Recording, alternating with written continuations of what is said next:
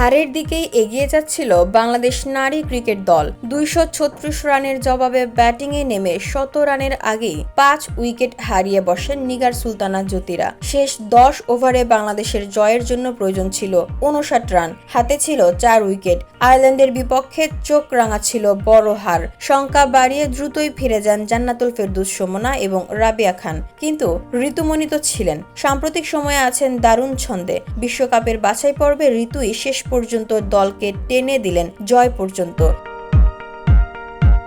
নবম উইকেটে তাকে দারুণ সঙ্গ দিয়েছেন দলের সহ অধিনায়ক নাহিদা আক্তার। দুজনের জুটি ৫৪ রান, বল খেলেছেন মোট ৩৪টি। তাতে আবার ঋতু রান তুলেছেন ২০০ স্ট্রাইক রেটে, আর সেই জুটিটা গড়েছে বিশ্ব রেকর্ডও। রান তারায় নেমে নবম উইকেটে ৫০-এর বেশি রান তুলে ম্যাচ জেতানোর একমাত্র কৃতিত্ব এই দুইজনের।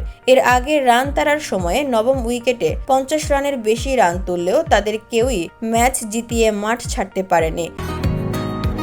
বসুন্ধরা, উত্তরা, বনশ্রী, কুড়িল ও বাড্ডা সহ রাজধানীর বিভিন্ন স্থানে অভিজাত ও অত্যাধুনিক মানের ফ্ল্যাট কেনার এক নির্ভরযোগ্য প্রতিষ্ঠান প্লেজেন্ট প্রপার্টিজ লিমিটেড। তাই আপনার স্বপ্নের আবাসনের জন্য আজই যোগাযোগ করুন। Pleasant properties limited, where destiny matches eventually.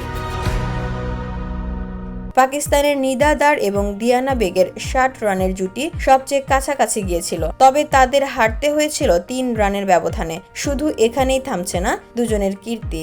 নবম উইকেটে একমাত্র জুটি হিসেবে ৯-এর বেশি রান রেটে ৫০ রানের জুটি করেছেন ঋতুমণি এবং নাহিদা আক্তার। দুজনের এই দুই বিশ্ব রেকর্ডের কীর্তিটা অবশ্য আড়ালেই রয়ে গিয়েছে।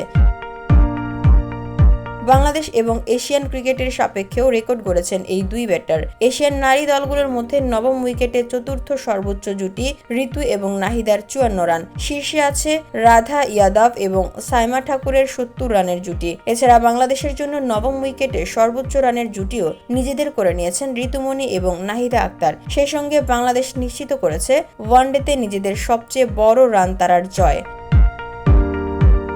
VOD Bangla news desk.